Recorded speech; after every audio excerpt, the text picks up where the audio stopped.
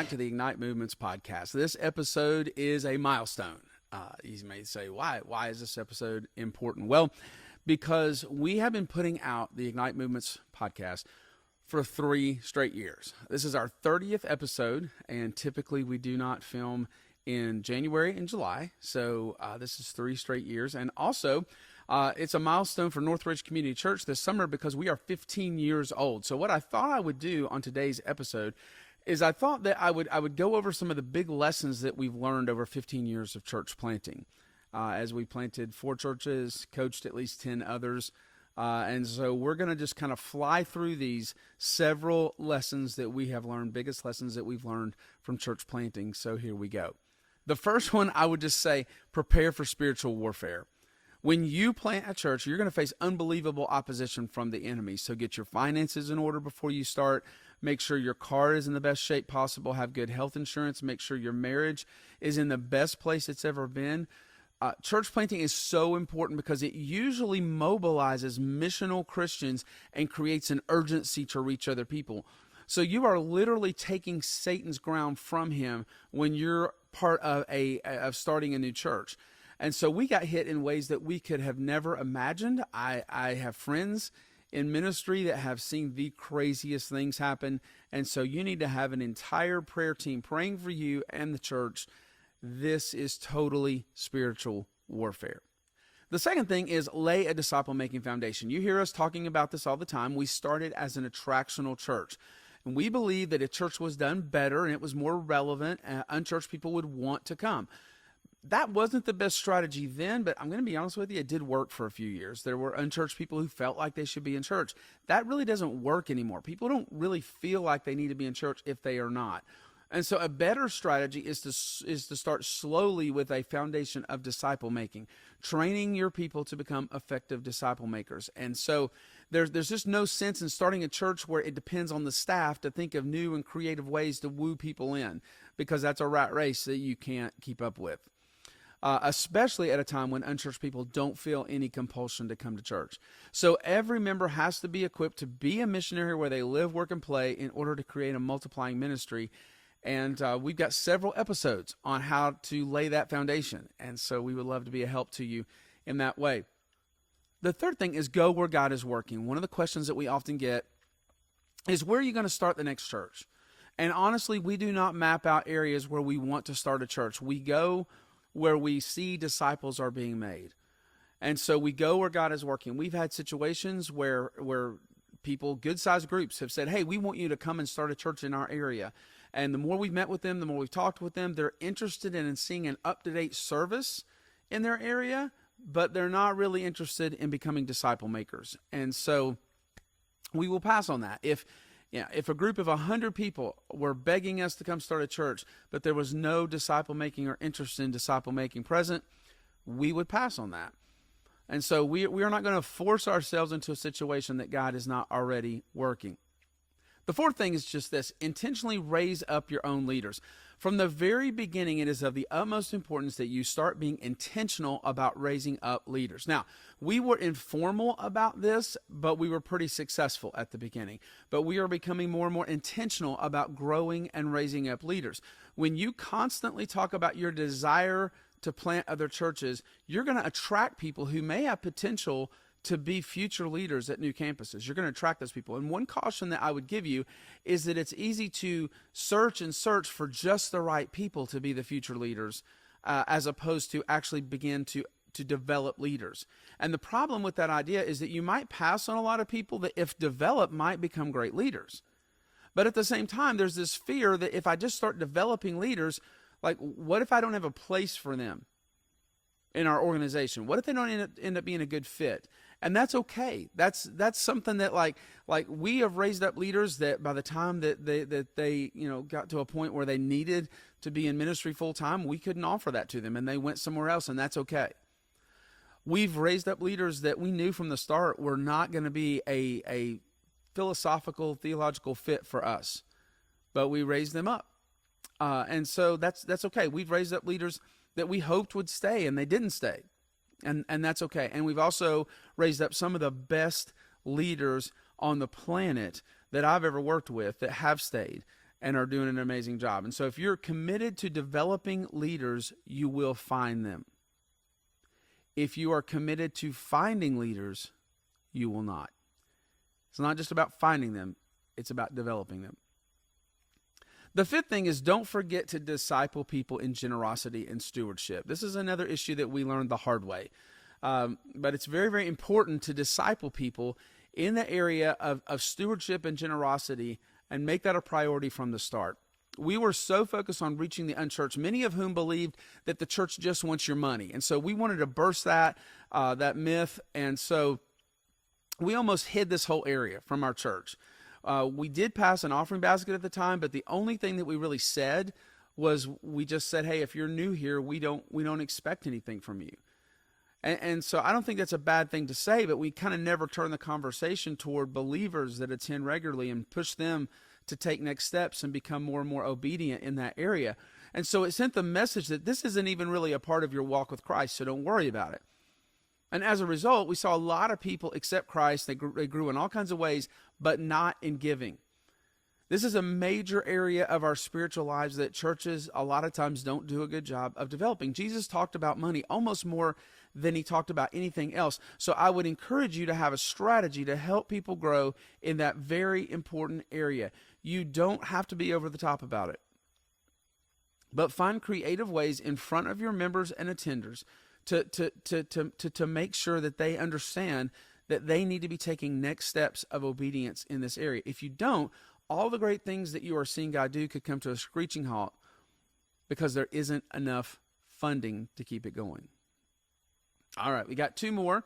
The sixth one is this: take your time. Over the years, I've noticed a pattern when it comes to church planting, the ones that succeed and the ones that don't. What I have observed is that church plants that rush to launch day often don't make it. Now, this is something that we just stumbled into. The first time around, we didn't do it on purpose, but we began in 2008. We had a free place to meet in order to get organized. We had almost no expenses. And somewhere along the line, I had heard that you need to have your act together before you declare that you're publicly launching. So we just made steady progress month after month, and we ended up really waiting a year and 3 months before officially publicly launching. This gave us time to buy a building, to renovate it. It gave us time to raise up leaders to lead key ministries. It gave us time to grow. By the time that we launched, we had about 115 regular attenders who were very, very involved. We had small group leaders. We had children's ministry volunteers. We had a band. And now when we launch a church, we take that time to lay that disciple-making foundation as well. And so as I've talked to and coached church planters, I've seen that the ones that blow into town and they declare that they need to get this thing launched in 4 months, they tend to disappear quickly. They often only have so many months of support. They've raised a lot of startup cash that they plan on renting a great facility, decking it out with a cool facade every single week. They plan on doing a ton of advertising to bring in a crowd, but they don't have a strong team. They don't have any regular givers yet, and they aren't making disciples yet. And sometimes those churches can draw in so many people in that launch phase. If they're super successful at that strategy, they can draw in so many people that they can kind of pull the mess together and make something out of it, and they can move on. But usually the foundation just crumbles and the momentum never comes. This is one reason that developing church planters in their local areas is such a good idea, because they probably have a job already. So they're not desperate for support. They already know people who can be on their team. They may have relationships with people who own space that outsiders wouldn't have. And because of all of that, they're going to be able to take their time. All right, this last one's going to sound like it's a little bit opposite some of the other things I've said, but I promise you it's not. But one more thing that we have learned is that you only get one chance to publicly launch your church, so do it upright. At times, I know I probably sound like it's so important to lay that disciple-making foundation that the big launch is not even important. And that's not really true. It is important to make a big deal out of the launch of your church, and it's important to pick a date and to announce that to the world. I just don't want to put my hope in the launch. And I believe the foundation needs to be very, very strong, and nobody's talking about that. So that's why I'm constantly talking about that. But the launch should be the culmination of laying that foundation. So you don't want to be like somebody who maybe says, "Hey, next week I'd like to open. I'm going to start right now, and next week I'd like to open an industrial building and have a ribbon cutting for the city. So we're going to have a big launch, so to speak, right? A big ribbon cutting for my building." Well, there should already be a lot of work that's already been done, right? And so in 1 week, if you haven't done anything, you don't have time to lay a foundation. You'll barely have time to slap something up that probably doesn't meet code, right? And so, yeah, you're going to have this big celebration, this big ribbon cutting, and even if you can make the facade look really great, like, oh, wow, he built a nice building, it's going to turn into a tragedy, right? Because there's no foundation. It's not built correctly. It's going to turn into a mess. It's kind of like when it comes to a wedding. I think weddings are very, very important. I think that the community coming together and celebrating that God has put these two people together, I think it's a very important moment. And I like it because it doesn't cheapen what marriage is, right? I love that. But if you haven't laid a foundation of an amazing relationship up until that point, that wedding is going to be like this nice big party that's just going to lead to failure, right? And so you've got to absolutely do the foundation work, but yet take advantage of that moment. Take advantage of that moment to have the biggest party you can have when you launch. And so you only get one chance to declare to the world that you are a church and that you are open for business. It should be a big deal. Should be a special day. It should be a day that you encourage outsiders to come in and check out what God is doing. And if you laid a great foundation and your team is really on mission, the people that will be there will mostly be people that have been invited by personal invitation, not advertising. If you want to advertise, that's fine. But your people need to feel responsible for investing in other people spiritually and inviting them when their time is right in the process of disciple making. And that may or may not be the launch day, by the way. So train your people not to force invitations on people that aren't quite ready for it yet. And so, that if you do that, if you force those invitations, it comes across as being more interested in our numbers than in your spiritual progress. And so you don't want to send that message. So make sure that you're ready for new guests when you launch. Make sure that you're ready to sustain what you show your guests on that day. People should be shocked to know that you're a new church. It should feel like that you've been doing this for a year. You get one chance to launch. Do it well. I see staff members who get let go from a church and they declare that next Sunday they're going to be starting a church. They come up with a logo. They throw together a website. They announce that they're going to meet in a local school auditorium. They figure they can preach. They know a guy with a guitar who can sing. So they're good to go. The problem is now you've told everyone that you're a church and you're open. So people are going to step into that environment and they're going to judge you against every other church, against what they just know about public spaces and how well things ought to be done. And they're going to look at that and they're going to say, what kind of thrown together mess is this?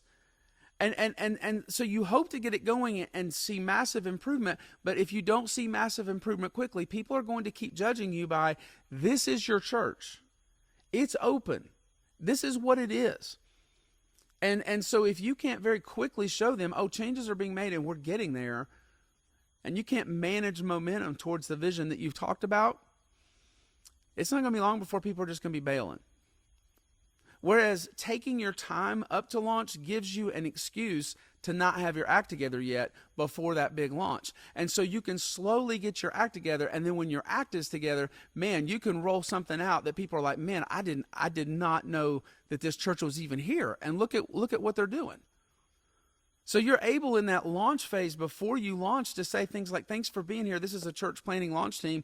We're working our way towards launching publicly, but we're not quite there yet. So you're going to notice this and you're going to notice that. And we don't have our act together here yet, but here's where we're going and here's what we're working toward on this date when we launch. And so you have that opportunity to do that one time. Don't rush it. Do it when you're ready to make a great first impression. So those are just a few of the lessons that we've learned through the process of planting and working with church plants. We would love to hear the lessons you've learned as well. We would love to help you on your journey to plant churches. Also, that's one of the things that we do. So contact us if we can be a help. And as always, like, subscribe, share, and comment if you find this content helpful.